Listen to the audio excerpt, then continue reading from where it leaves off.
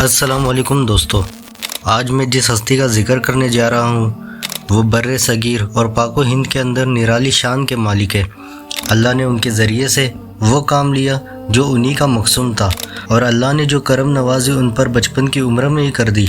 اللہ تعالیٰ نے ان کو جس کام کے لیے منتخب کیا وہ انہوں نے کر دکھایا۔ اس ہستی کا نام امام احمد رضا خان فاضل بریلوی رحمۃ اللہ تعالیٰ علیہ ہے۔ آپ 13 سال اور کچھ ماہ کی عمر میں مروجہ علوم کی تکمیل کر لیتے۔ جب بچے گلیوں میں کھیل رہے ہوتے تو اعلیٰ حضرت مسند تدریس پہ بیٹھے ہوتے۔ جب بچے گلیوں میں کھیل رہے ہوتے تو وہ مسند ارشاد پہ بیٹھے تھے۔ جب لوگوں کے بچے راستے میں کھیل رہے ہوتے ہیں تو اعلیٰ حضرت دارالافتاء میں بیٹھ کے فتوے لکھا کرتے۔ آپ کے والد مولانا نقی علی خان رحمۃ اللہ تعالیٰ علیہ ان کے پاس کوئی فتویٰ لینے آیا تو کہا دارالافتاء میں چلے جاؤ، وہاں مفتی صاحب بیٹھے ہیں، آپ کو فتویٰ دے دیں گے۔ تو وہ گئے۔ 14 سال کی عمر تھی اعلیٰ حضرت کی، تو وہ واپس آ گئے۔ کہا کہ وہاں کوئی مفتی صاحب نہیں ہے۔ انہوں نے کہا وہ تو اندر ہی تھے۔ تو اس انسان نے کہا اندر بس ایک بچہ بیٹھا ہے۔ تو انہوں نے کہا وہی تو ہمارے مفتی ہے۔ تو اعلیٰ حضرت 14 سال کی عمر میں لوگوں کو فتویٰ دے رہے تھے۔ آپ کی مشہور کتاب فتاوی رضویہ جو کہ 30 جلدوں میں چھپی ہوئی ہے، اور اس طرح سے آپ نے 1000 کتاب تسلیم فرمائی، اور کئی طرح کے علوم پہ اللہ نے ان کو مہارت عطا کی، اور آپ نے ایسے ایسے فتویٰ لکھے جو رد کرنے کی کسی کی ہمت نہیں ہوئی۔ ان کے دلائل کا آج تک کسی نے جواب نہیں دیا، اور اللہ نے آپ سے یہ کام لیا۔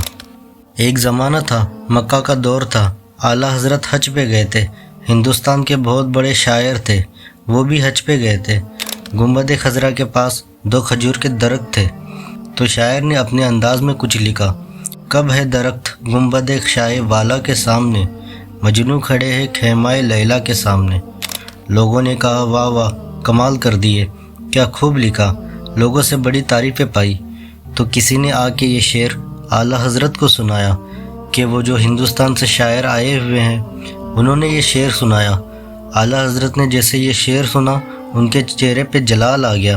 انہوں نے کہا کہ اس کی یہ ہمت کہ میرے رسول کے روزے کو لیلا کے خیمے سے جوڑ دیا۔